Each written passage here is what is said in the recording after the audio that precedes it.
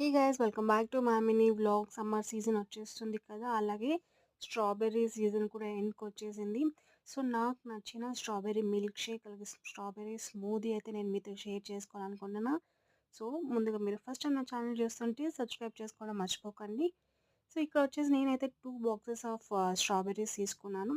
So ఇవి మంచిగా ఇట్లా క్లీన్ చేసుకొని అయితే వాటర్లో వేసుకొని ఒక 10 మినిట్స్ అయితే నేను నానబెట్టాను అనమాట. సో ఈ వాటర్లోకి వచ్చేసి నేను కొద్దిగా సాల్ట్ అలాగే సోడా వేసాను.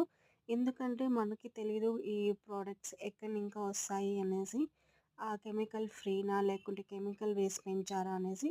సో దానికి ఉన్న డర్ట్ అండ్ డస్ట్ కెమికల్స్ అన్నీ పోవడానికి సోడా అండ్ సాల్ట్ వేసి నానబెట్టి మంచిగా క్లీన్ చేసుకోవాలి. ఇన్కేస్ సోడా వేయకపోతే మీరు వెనిగర్ కూడా వేసుకోవచ్చు అనమాట.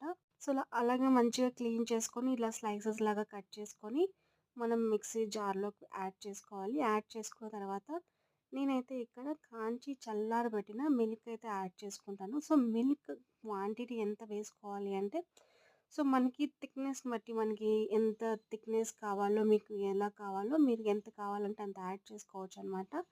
అలాగే దీని తర్వాత నేను షుగర్ యాడ్ చేసుకుంటున్నా.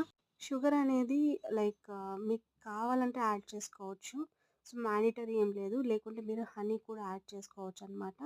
అలాగే కొంతమంది ఐస్ క్యూబ్స్ కూడా వేసుకుంటారు. ఎవరికైనా కావాలంటే ఐస్ క్యూబ్స్ కూడా వేసుకోవచ్చు. నేనైతే ఇక్కడ యాడ్ చేయలేదు.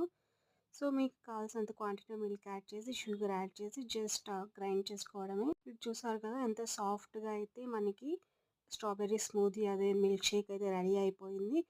సో పుల్లగా తీయగా అయితే చాలా టేస్టీగా ఉన్నింది మిల్క్ షేక్. మనం బయట పర్చేస్ చేసే పర్లేదు. ఇలాగా పిల్లలకి స్కూల్ నుంచి వచ్చిన వెంటనే ఇలా మంచిగా సర్వ్ చేయొచ్చు అనమాట. చాలా ఇష్టంగా తాగుతారు.